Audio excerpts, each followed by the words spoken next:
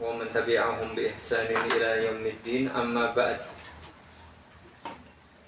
Rekan-rekan dan jamaah serta kaum muslimin wal muslimat yang saya hormati rahimani wa rahimakumullah. Alhamdulillah, bersyukur kepada Allah Subhanahu wa taala. Sore hari ini kita masih diberi waktu dan kesempatan, kekuatan, kemudahan dan keamanan serta taufik dan hidayahnya untuk melanjutkan beragam aktivitas, termasuk kita belajar bersama, melanjutkan bacaan kita dari buku Fathul Qawiyil Matin fi Syarhil Arba'in wa Tatimmatil Khamsin. Semoga menjadi amal saleh kita, menjadi bentuk syukur kita, zikir kita, dan menjadi sarana meraih ilmu yang bermanfaat dan berguna. Amin. Salawat dan salam serta keberkahan semoga selalu dilimpahkan kepada Nabi kita yang mulia, Nabi Muhammad sallallahu alaihi wasallam, para istri, keluarga, sahabat, dan tentu semua umat Islam dimanapun berada, kapanpun berada, dan siapapun mereka yang masih berupaya mengikuti agama ini dengan baik sampai jelang kiamat tiba. Amin ya rabbal alamin. Sore hari ini seperti biasa, hari apa Mas Dedi? Kemis nopo maksudnya? Betul? Kliwon legi paling, oh iya, legi. Kamis legi. Legi itu manis. Tanggal. Betul ya?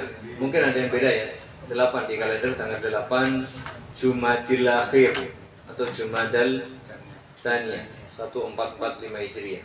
Berarti Ramadan ya tidak sampai 2,5 bulan, kurang dikit lah. 2,5 bulan kurang dikit. Insyaallah taala kita sudah masuk bulan Ramadan. Sebentar lagi ada Rajab, kemudian Sya'ban, terus Ramadan atau Rajab Purwa Rasa. Semoga Allah Subhanahu wa taala memberi kita taufik untuk bisa mengisi Ramadan dengan sebaik mungkin agar kita menjadi hamba Allah yang lebih bertakwa, Ramadannya lebih baik dan lebih mulia, dan tentu semoga Allah memberi kita pengampunan dari segala dosa. Amin. Baik, kita lanjut sekarang hadis yang ke-45. Hadis yang ke-45. Kata Syekh, al-hadithu al-khamis wal-arba'un. Hadis yang ke-45. An Jabir bin Abdullah radhiyallahu anhuma annahu sami'a Rasulullah sallallahu alaihi wa ala alihi wasallam 'am al-fath wa huwa bi Makkah wa huwa yaqul inna Allah wa rasulahu harrama bai' al-khamri wal maitati wal khinziri wal asnam. فقيل يا رسول الله أرأيت شحوم الميتة فإنها يطلى بها السفن ويدهن بها الجلود ويستسبح بها الناس قال لا هو حرام ثم قال رسول الله صلى الله عليه وعلى آله وسلم عند ذلك قاتل الله اليهود إن الله حرم الشحوم فأجملوه ثم باعوه فأكلوا ثمنه خرجه البخاري ومسلم. Dari sahabat Jabir bin Abdullah radhiyallahu anhuma, beliau mendengar Rasulullah sallallahu alaihi wasallam pada waktu penaklukan kota Mekah dan masih berada di Mekah. Beliau bersabda, "Innallaha wa rasulahu, sesungguhnya Allah dan Rasulnya harrama, telah mengharamkan bai'al khamri, jual beli khamr. Khamr itu segala hal yang memabukkan. Wal maitati, bangkai. Wal khinzir, apa khinzir? B1 atau B2 istilahnya? B1 ya? B2 apa? Dia khinzir itu apa? Tak tahu. Nah, B2. Kan ada istilah B1, B2. Khinzir itu yang B1 atau B2? Ah, B2. Wal khinzir, babi, wal asnam, dan patung. Faqila, kemudian ada yang bertanya, ya Rasulullah, wahai baginda Rasul, ara'aita syuhumal maitah, bagaimana dengan lemak dari bangkai?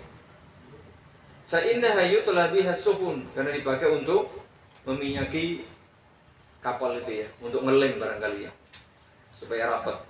Wa yudahanu bihal julud, untuk meminyaki kulit. Wa yastasbihu bihan nas. Begitu pula untuk bahan bakar penerangan itu. Bagaimana hukumnya? Beliau menjawab, la, tidak boleh. Huwa haram. Sama status hukumnya adalah haram. Maka Rasulullah sallallahu alaihi wasallam 'inda dzalik.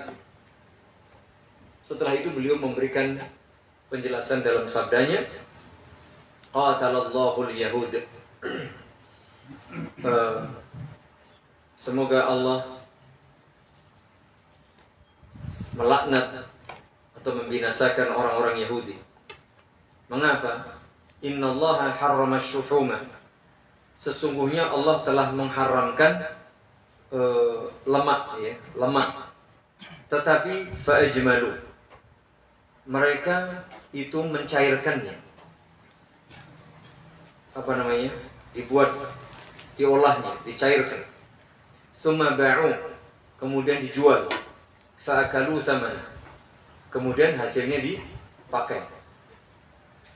Mereka pandai membuat apa namanya, akal-akalan. Duh, yang haram kan lemak loh, lemak asli loh. Ini sudah saya proses bahan lemak ini menjadi produk lain, kemudian dijual lalu digunakan hasilnya. Ini tetap salah, sehingga dilaknat oleh Allah Subhanahu wa Ta'ala. Hadis riwayat Imam Bukhari dan Muslim. Kata Syekh Abdul Muhsin hafizahullah taala, qauluhu innallaha wa rasuluhu harrama. Ini baru ada angin kopi. Tapi beda ini dengan yang kemarin, beda Mas. Berarti hidung saya masih sensitif ini. Beda dengan yang kemarin. Kayaknya lebih seger yang kemarin. Cuman persoalannya akurat ditawani gelas. Cari ini kemis legi yo belas kok. Alasannya kopi Pak. Pahit. Yang cetok kopi yo sak nganti kiamat pahit Mas. Sing legi apa? Gula. Jadi enggak ada kopi manis. Sama istri ya. Itu urusannya beda Mas. Mau lagi mulai pengajian wis rembug sama istri. Insyaallah. Malam Jumat isinku Mas. Baik. Innallaha wa rasulahu harrama. Sesungguhnya Allah dan Rasulnya mengharamkan. Ja'a lafzul fi'li harrama bil ifrad. Nih perhatikan di sini. Di dalam struktur kalimat ini, di dalam hadis ini, harrama dalam bentuk mufrad. Fa'ala, ya untuk satu orang, ya, mufrad. Wa ja'a bitasniyah. Tapi dalam redaksi yang lain dalam bentuk musanna. Ini dua orang. Jadi gimana kalau dua orang? Harrama kan begitu panjang. Wa ja'a innallaha harrama. Wa ja'at at-tasniyah fi ad-dhamir alladhi ya'udu ila Allah wa rasuluhu. Ila Allah wa rasulihi fi hadis thalathun man kunna fihi wajada bihinna halawatal iman. An yakuna Allahu wa rasuluhu ahabba ilaihi mimma siwahuma. Al-hadis akhrajahul Bukhari wa Muslim. Jadi kadang-kadang redaksi itu berbeda. Strukturnya begitu ya. Wa ala hadza, atas dasar ini, yuhmalu ma ja'ahuna min ifradil fi'li harrama. Di dalam hadis ini kan innallaha wa rasulahu harrama dalam bentuk mufrad. Nah, struktur kalimat kata kerja yang dipakai itu dalam bentuk tunggal atau mufrad, padahal subjeknya atau mubtada'nya itu kan dua. Allah dan Rasulnya kan begitu.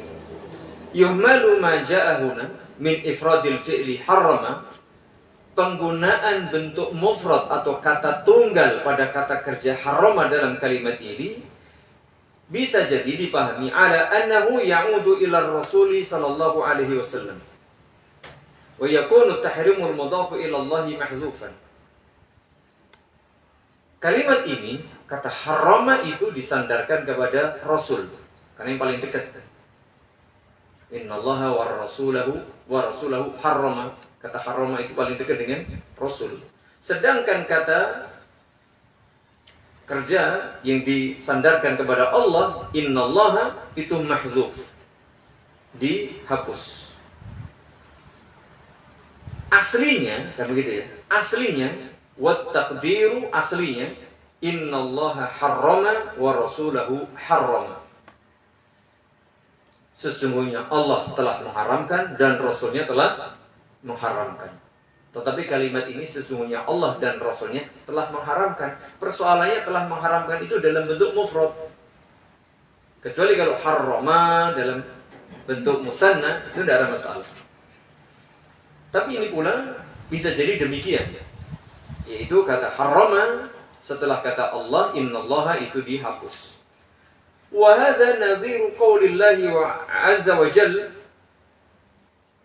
Ini juga mirip dengan struktur kalimat dalam firman Allah azza wa jalla, yaitu dalam surah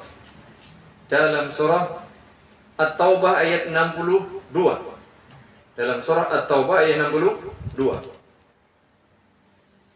Wallahu wa rasuluhu ahaqqu an yurduhu.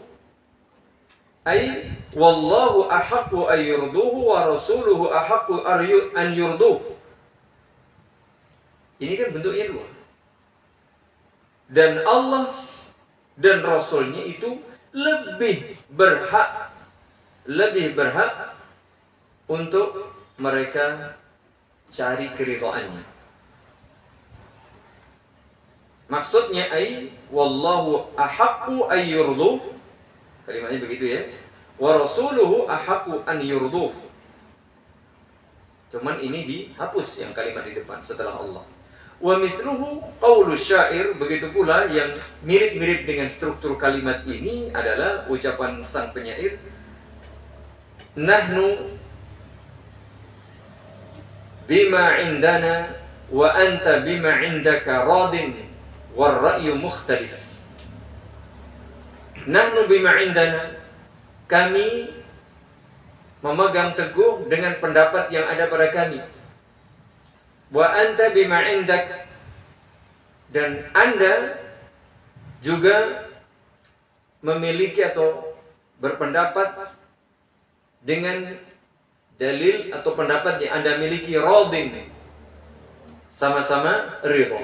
Saya ridho dengan apa yang aku miliki, Anda ridho dengan apa yang kalian miliki. Padahal war-ra'yu mukhtalif, padahal pendapat itu berbeda. Dia punya pendapat begitu, ya silakan Anda puas dengan pendapat Anda dengan dalil dan hujah yang Anda miliki. Kami pun puas ridho dengan pendapat kami dengan dalil dan hujah pada diri kami, meskipun kenyataannya berbeda. War-ra'yu mukhtalif. Artinya nahnu bima indana raduna wa anta bima indaka radin. Harusnya kan begitu. Nahnu kan nahnu bentuk jamak, harusnya radun. Lalu anta karena satu orang radin.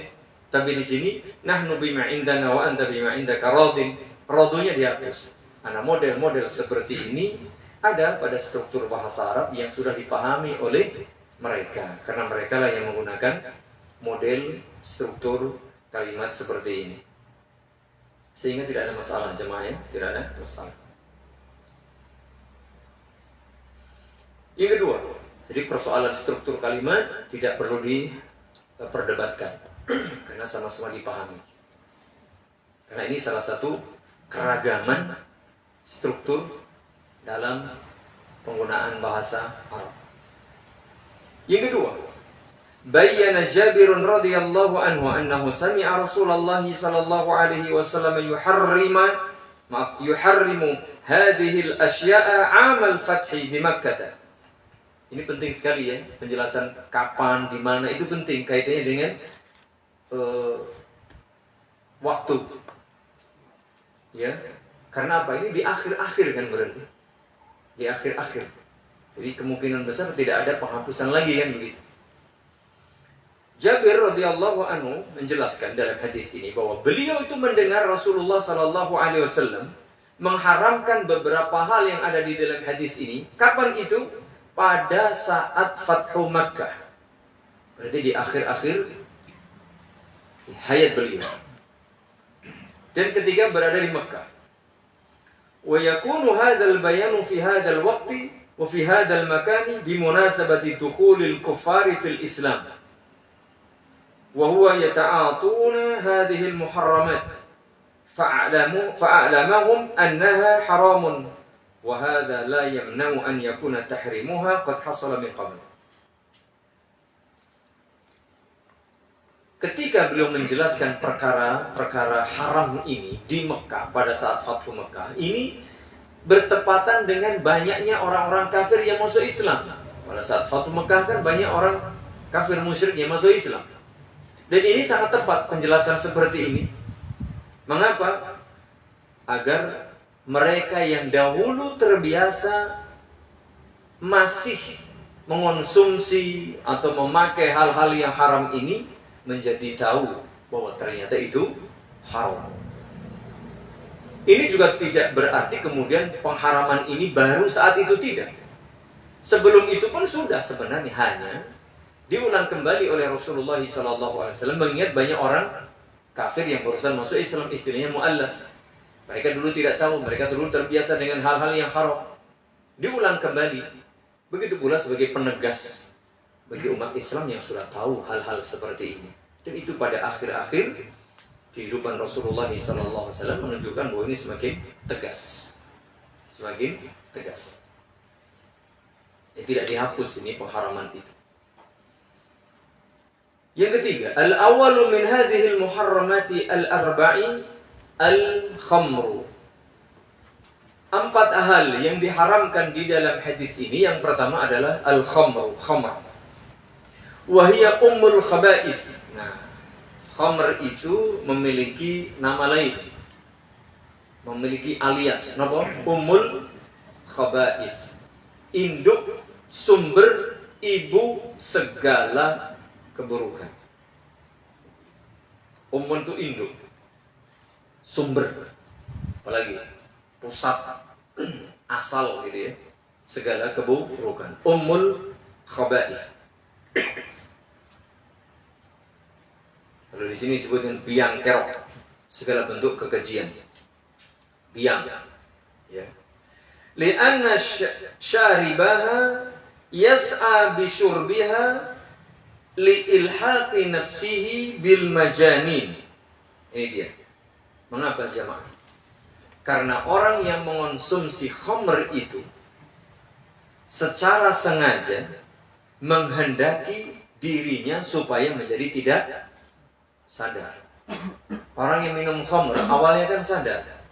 Orang yang sadar, lalu dia sengaja membuat dirinya tidak sadar. Dalam istilah di sini bil majanin.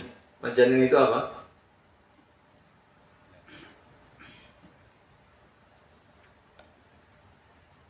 Hilang akal. Majnun. Majnun itu apa? Hilang. Iya, karena tidak berakal seperti itu. Fayahsulu natijatu lidzalika annahu yaqa'u fi kulli haramin. Nah, orang yang sudah tidak sadar diri, akalnya sudah tidak berfungsi, ya otomatis walhasil ujung-ujungnya dia akan terjerumus ke dalam perbuatan yang haram. Sudah nggak bisa mikir, ini baik, ini buruk, nggak bisa.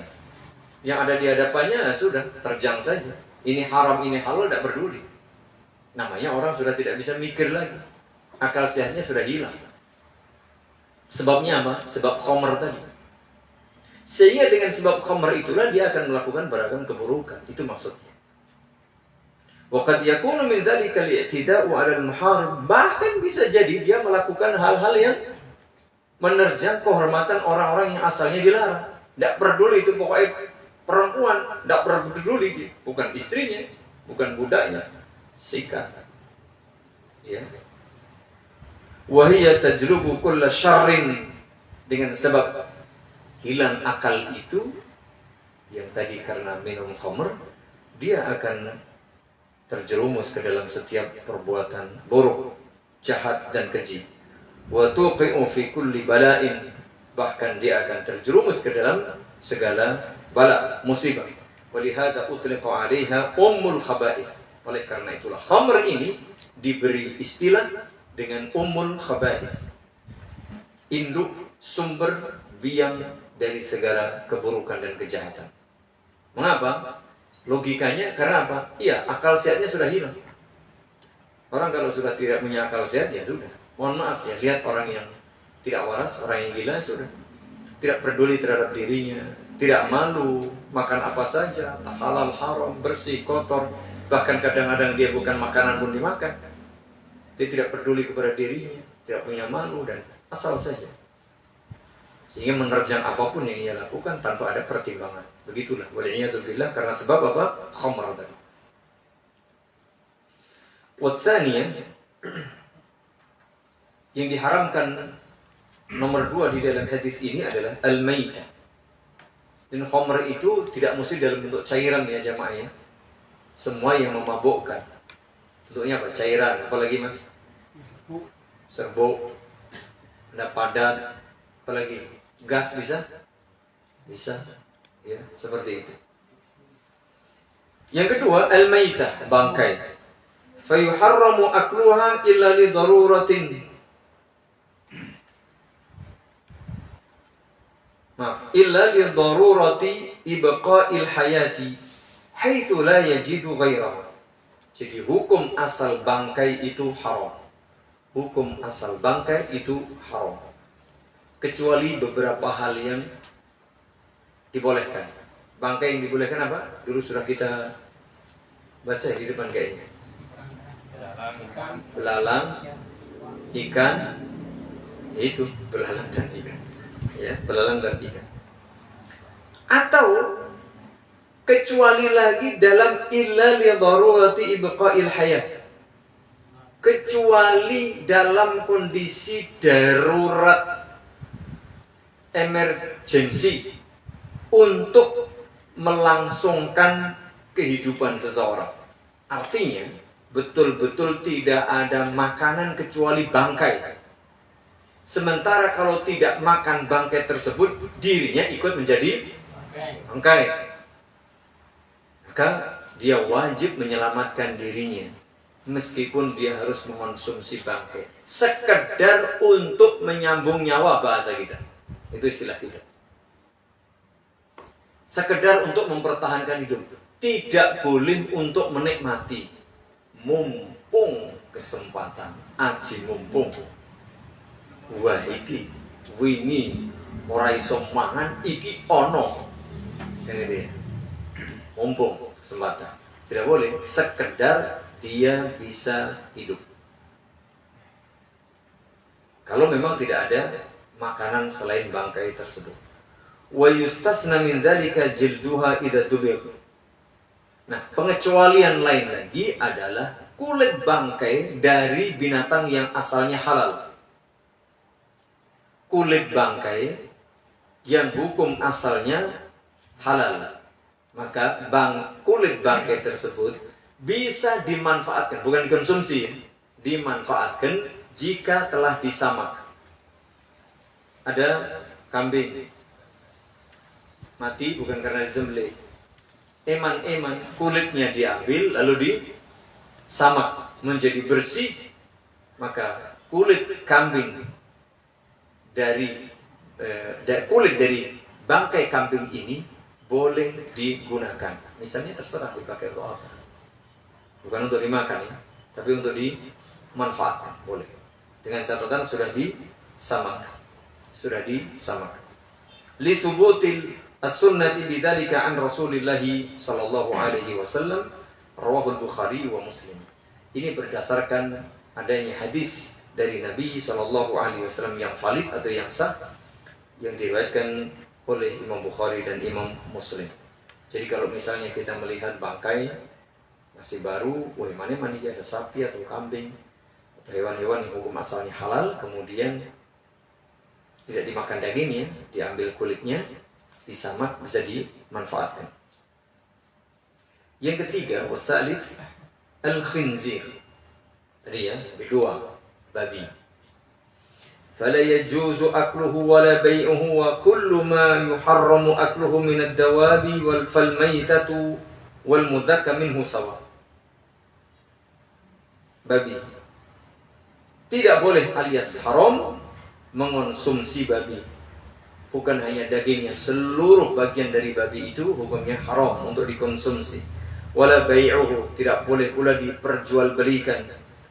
Wa kullu ma yuharramu akluhu minad dawabi, semua hewan yang diharamkan, fal maitatu, maka bangkainya, wal mudhaka minhu, atau yang disembelih, hukumnya sama, yaitu sama-sama haram. Jadi kalau bangkai babi nggak boleh, berarti babi yang disembelih secara syar'i, wah mantap. Boleh tidak? Ya, karena hukum asalnya sudah tidak boleh. Konon katanya babi itu nggak punya leher ya, kan menyatu itu, ya nggak? Coba yang belajar ilmu apa namanya, biologi ya, yang pelajari itu, babi kan nggak bisa noleh, mas, bisa noleh. Nah, jadi, iya betul. Konon katanya kalau jenengan dikejar celeng kuwi nek zaman saya masih kecil dulu. Pokoknya ya karena rasa noleh, Mas. Jadi nek dikejar celeng kuwi aja mlayu lempeng menggo. Oh mesti konon dusur-dusur. Konon katanya begitu. Dan itu juga menunjukkan bahwa babi haram memang. Sejak asalnya haram. Karena apa? Tidak bisa disembelih salah satu. Ini tidak punya leher. Karena ya nggak ada. Kalau sapi, unta kan jelas itu ya, bentuk lehernya ada, ayam juga ada, seperti itu. Sehingga ternyata juga orang yang mengonsumsi babi itu tidak disembelih ternyata.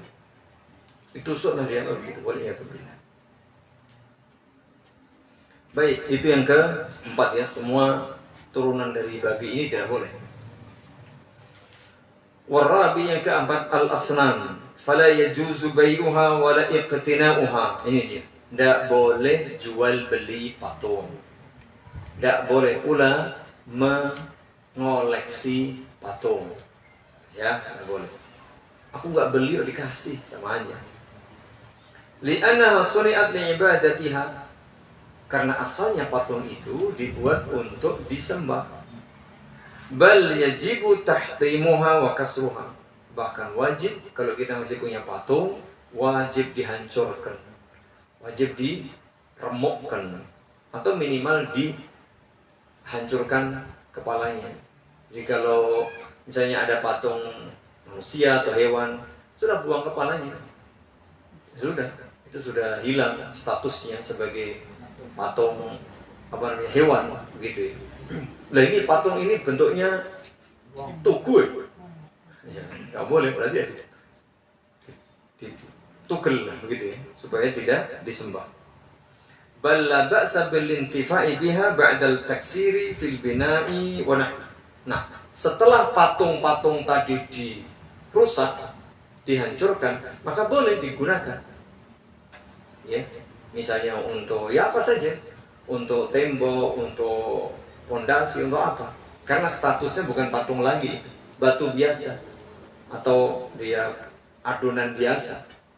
Jadi seperti itu. Kalau besi ya, bukan patung statusnya yang seperti itu lagi. Boleh besinya atau batunya digunakan. Setelah itu dihancurkan. Mengapa? Li'annaha lam tabqa asnaman. Karena statusnya bukan patung lagi. Ini batu biasa atau besi atau apa, bahannya asalnya seperti itu. Kemudian qala al-Hafidz fil Fath, Al-Hafidz Ibnu Hajar Al-Asqalani rahimahullahu ta'ala dalam kitab Fathul Bari menyatakan, qauluhu ara'aita syuhumal maytati fa innahu yutla biha as-sufun wa yudhanu biha al-julud wa yastasbihu biha an-nas. Ketika beliau menjelaskan hadis tadi, pertanyaan dari sebahagian sahabat kepada Rasulullah sallallahu alaihi wasallam, wahai baginda Rasul, bagaimana dengan lemak dari bangkai tersebut?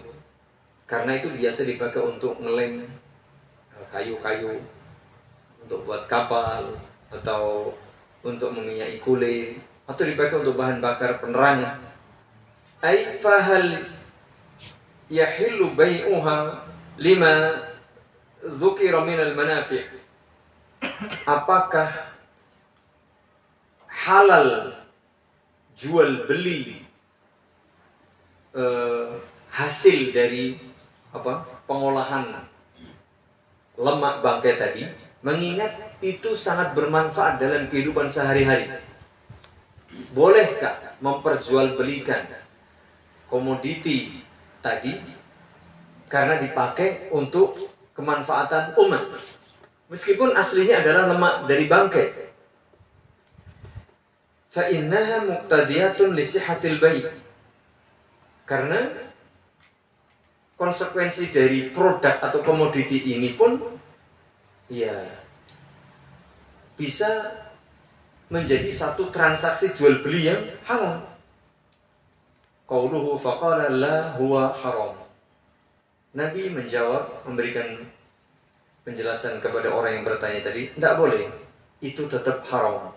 Ai al-bai', artinya haram jual belinya itu. Hakadha fassarahu ba'dul ulama. Demikian yang dijelaskan dan ditafsirkan oleh sebahagian ulama. Jual belinya itu yang haram. Siapa yang berpendapat seperti ini? Di antaranya Syafi'i, Imam Syafi'i, wa man nittaba', dan ulama-ulama yang mengikuti pendapat beliau. Wa minhum man hamala qawlahu huwa haramun 'ala al-intifa'.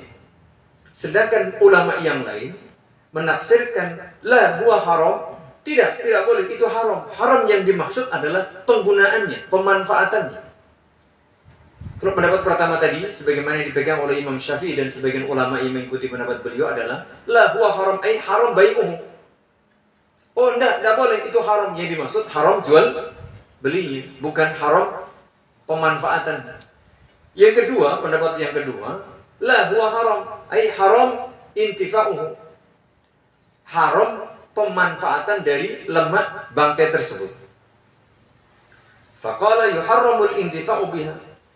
Ulama ini berpendapat haram memanfaatkan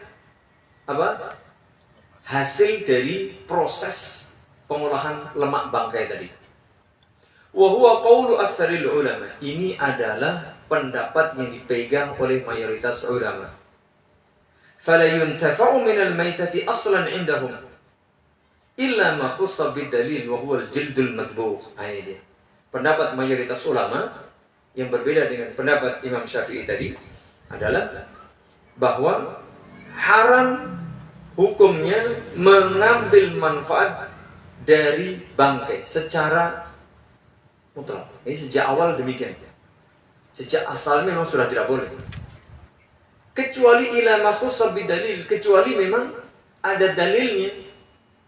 Ada yang dikhususkan dengan dalil. Apa tadi? Kulit yang sudah disamakan. Kalau ini ada dalil khusus. Mengapa kulit dari bangkai yang sudah disamak itu halal pemanfaatannya? Karena ada dalil. Sementara pemanfaatan lemak dari bangkai itu tidak ada dalil. Kan begitu. Apalagi nanti ditegaskan oleh kalimat berikutnya. Qatalallahu al-yahuda itu. Qauluhu qatalallahu al-yahuda innallaha harrama alaihim الشحوم فأجملوه ثم باعوه فأكلوا ثمنه. Allah melaknat orang-orang Yahudi yang mengolah atau mencairkan lemak itu, kemudian menjualnya, kemudian mengambil manfaat dari jual beli lemak dari bangkai tersebut. Hadza min hiyali al-yahud. Ini salah satu tipu muslihat, hiyal sama dari hilah atau akal-akalan, bahasa kita ini. Akal-akalan orang Yahudi. Banyak ya yang terkenal apa itu? Orang Yahudi dilarang mancing hari Sabtu. Mereka masang pancingnya hari Jumat, ngambilnya hari Ahad. Lah orang mancing itu setora. Ya, Masya Allah. Dan orang Yahudi gini apa? Dibilang cerdik ya licik. Ya, pinter. Ya, pinter cari akal-akal gitu. Fa innallaha lamma harrama 'alaihim asy-syuhuma. Nah, ini dia. Ketika Allah mengharamkan lemak atas mereka, mereka itu mikir cari akal supaya memang tidak makan lemak secara langsung, tidak menggunakan lemak secara langsung, tapi mereka cari turunannya bagaimana diolah. Ini bukan lemak apa sih gitu. Ya, pinternya gitu. Ini kan bukan lemak. Ajmaluha ay adzabuha. Ini dia. Mereka mencairkan lemak itu menjadi minyak. Wa ba'uha, kemudian dia jual. Oleh tanya, iki apa? Minyak. Kan itu? Iki apa? Lemak bukan. Minyak. Asal, kan asal, yang penting kena minyak loh. Pinteran nih mas. Masuk akal nggak? Masuk akal. Hati-hati. Dan model-model seperti itu banyak. Wa akalu asmana. Lalu mereka memanfaatkan hasil penjualan itu. Wallahu idza harrama syai'an harrama samana. Padahal ketika Allah mengharamkan sesuatu, ya Allah mengharamkan hasil dari penjualannya. Walihada da'a alaihim Rasulullah sallallahu alaihi wasallam. Oleh karenanya Rasulullah mendoakan keburukan. Boleh mendoakan keburukan kepada orang-orang seperti ini. Memang ada dalil. Semoga Allah melaknat orang-orang Yahudi yang membuat hilah, membuat akal-akalan seperti itu. Allah mengharamkan lemak, lalu mereka olah lemak itu menjadi minyak, lalu minyaknya dijual, kemudian dia manfaatkan dari hasil penjualan minyak tersebut. Itulah pandainya orang Yahudi membuat tipu daya. Mimma yustafadu minal hadis. Poin yang keenam adalah beberapa faedah yang bisa dipetik dari hadis yang mulia ini. Yang pertama, bayanu tahrimin Nabi sallallahu alaihi wasallam hadhihi al-umur al-arba'ata. Hadis ini berisi penjelasan bahwa Nabi sallallahu alaihi wasallam telah mengharamkan 4 hal tersebut. Apa itu? Khamr, terus apa? Bangkai, terus babi, terus berhala, ya, berhala. Ini tidak boleh. Bayanun Nabi sallallahu alaihi wasallam hadha at-tahrim bi Makkah 'am al-fath. Penjelasan Nabi sallallahu alaihi wasallam tentang haramnya 4 hal ini ketika beliau di Makkah pada saat Fathu Makkah. Liyubadira alladhina aslamu ila al-imtina'i min hadhihi al-arba'ati intifa'an wa bay'an.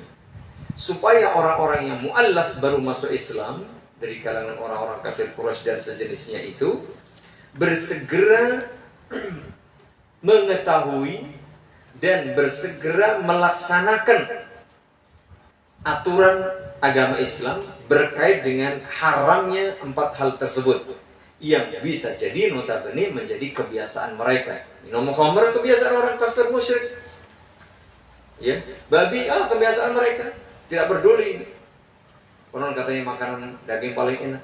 Kemudian bangkai, tidak peduli mana iman bangkai. Patung apalagi, itu sudah kehidupan mereka seperti itu. Supaya mereka tidak mengambil manfaat dan tidak lagi melakukan jual beli dan bisnis hal-hal tersebut. Berhenti. Ya, jadi betul-betul ujian jamaah saat itu barangkali ujian. Bukan barangkali ujian berat. Baru masuk Islam sudah harus menghentikan khamr, menghentikan babi, menghentikan bangkai, nggak boleh jual beli lagi. Jadi kan bisnis mereka yang selama itu mungkin gede, bisnisnya sudah besar, sudah merajai di kalangan itu, tutup, segel, guys.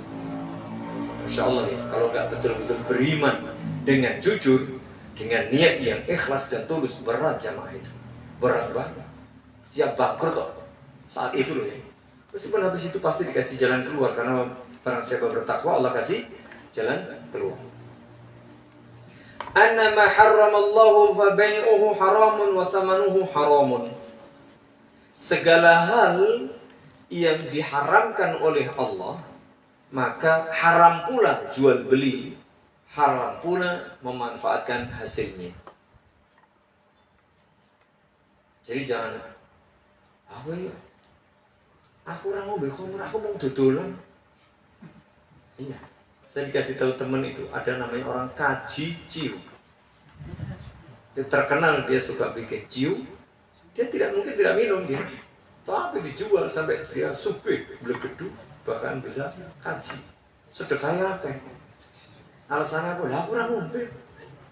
Iya. Ini mungkin dulu kuliahnya di Israel. Profesor Yahudinya. Ya kan begitu, aku lah orang ngombe itu. Nah gitu, bener tuh. Masya Allah. Jadi ketika dilarang, diharamkan, maka tidak boleh memperjualbelikan. Tidak boleh pula mengambil manfaatnya. Ya begitu.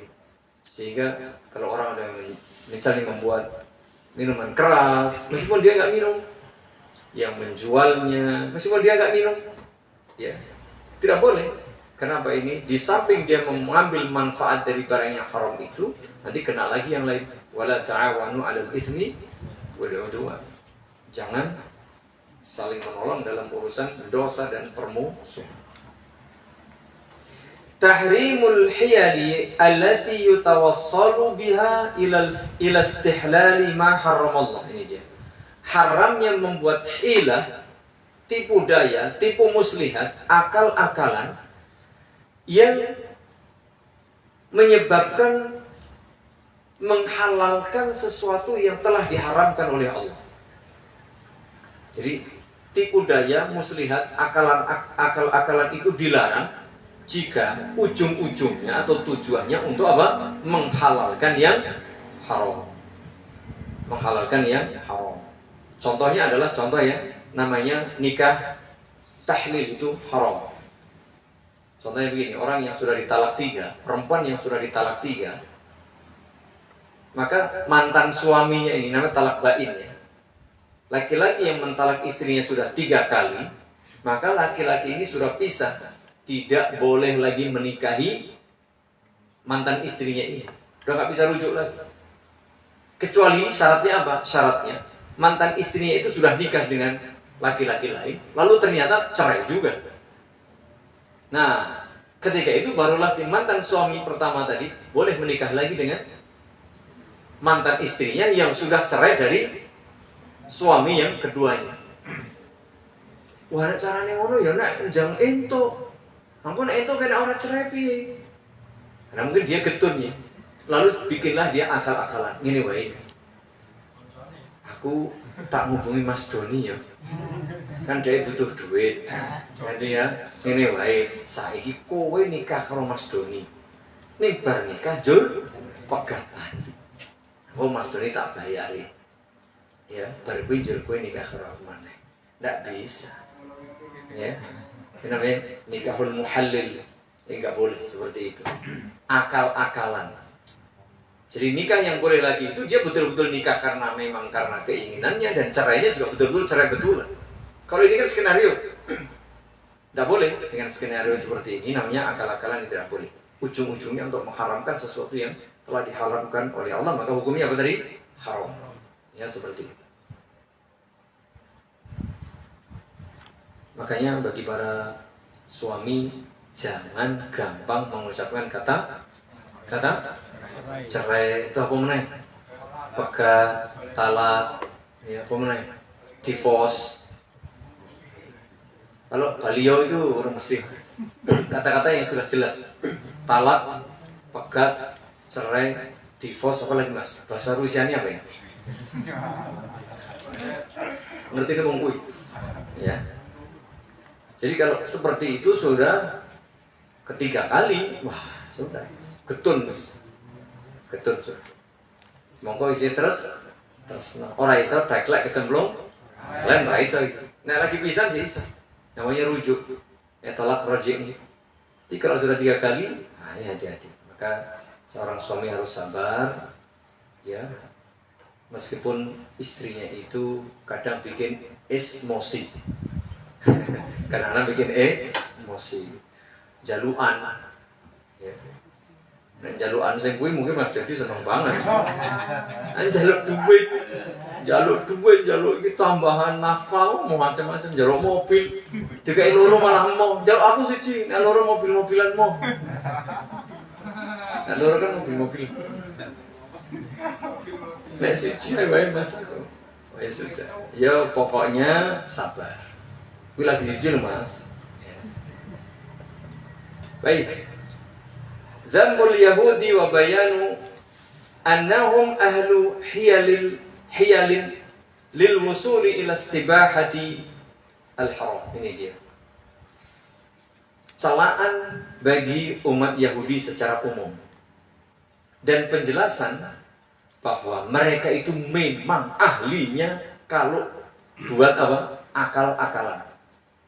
Wis nek wong sing paling top, paling apa istilahnya? Licik dalam membuat akal-akalan termasuk hukum ini hukum itu macam-macam jen wong Yahudi. Tujuannya apa? Untuk menghalalkan yang haram. Apa tujuan mereka? Tujuan mereka ini supaya kabeh oleh. Ya enggak? Supaya semuanya boleh. Apa udah dilarang-larang? Nah, kita nggak bisa maju dong kalau nggak boleh ini nggak boleh itu. Rasa seneng-seneng, kayak gitu. Itu caranya halal. Akhirnya mereka bikin hilah atau tipu daya, tipu muslihat seperti itu. Jagonya bahasa kita. Jagonya adalah orang-orang Yahudi, maka dicela di sini. Nabi SAW mendoakan laknat buat mereka. Lalu faedahnya buat kita umat Islam apa ini? Yang keenam, tahdhiru hadhil ummah. Kisah seperti ini pengungkapan salah satu karakter Yahudi yang memang suka membuat hilah, tipu daya, cerdik dan apa namanya tadi? Bukan cerdiknya apa? Licik tadi. Diungkap oleh Nabi alaihi salatu wassalam. Supaya apa? Supaya umat Islam ini waspada, berhati-hati dan waspada. Antaqa'a fi ma waqa'at fihi al-yahudu min hadhihi al-hiyal.